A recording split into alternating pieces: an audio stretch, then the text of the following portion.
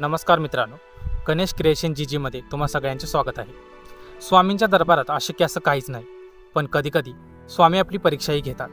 आज मी तुम्हाला एका अशा अनाथ मुलाची गोष्ट सांगणार आहे, ज्याच्या आयुष्यामध्ये अंधारच होता, पण एका छोट्याशा दिव्याने म्हणजेच त्याच्या स्वामीवरील अढळ श्रद्धेने त्याचं संपूर्ण आयुष्य कसं बदललं.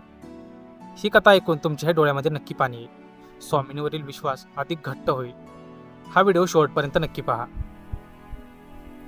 एका छोट्याशा गावात बबलू नावाचा एक 10 वर्षाचा मुलगा राहायचा. बबलूला आई वडील नव्हते. तो गावाच्या एका पडक्या मंदिराजवळ राहायचा. गावातले लोक त्याला थोडंफार खायला द्यायचे, पण त्याच्याशी कोणीही प्रेमाने बोलायचं नाही. बबलूच्या जवळ एकच गोष्ट होती, ती म्हणजे स्वामी समर्थांचा एक जुना फोटो, आणि तोही फाटलेला. तो रोज रात्री त्या फोटोसमोर बसायचा आणि आपल्या मनातल्या सर्व गोष्टी स्वामींना सांगायचा. त्याला वाटायचं की स्वामी त्याचे आई वडीलच आहेत. एके दिवशी गावामध्ये खूप मोठा पाऊस पडला. बबलू राहत असलेल्या घरामध्ये त्या घराची एक पडकी भिंत पडली होती. तो प्रचंड घाबरला होता. थंडी वाजत होती.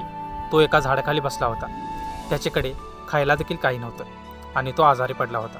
त्याला वाटलं, स्वामी, तुम्ही मला एकटं का सोडलं आहे? माझ्याजवळ तुमची भक्ती सोडली तर दुसरे काहीच नाही. पण तरीही त्याने तो ओला झालेला स्वामींचा फोटो आपल्या छातीशी घट्ट धरून ठेवला होता. त्याला त्या क्षणी कोणाची तरी साथ हवी होती. स्वामींचा चमत्कार. रात्रीची वेळ होती. बबलू थंडीने कुडकुडत होता. अचानक त्याला कुणीतरी हाक मारली. त्याने डोळे उघडले तर समोर एक वृद्ध गृहस्थ उभे होते. त्याच्या हातामध्ये एक उबदार चादर आणि जेवणाची शिदोरी होती. त्यांनी बबलूला मायेने जवळ घेतलं. त्याला जेवण भरवलं आणि म्हणाले, बाळा, तू घाबरू नकोस. तू एकटा नाहीस. तुझे स्वामी तुझ्या पाठीशी उभे आहेत. बबलूने विचारलं, आजोबा, तुम्ही कोण आहात?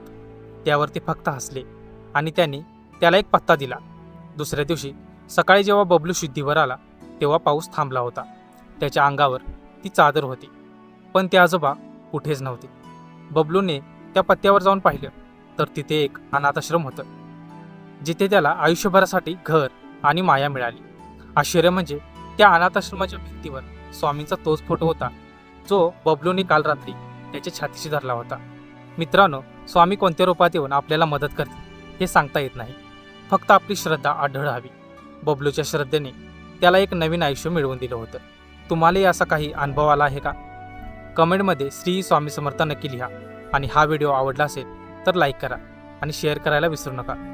गणेश क्रिएशन जीजीला सबस्क्राईब करून आमचे सदस्य व्हा.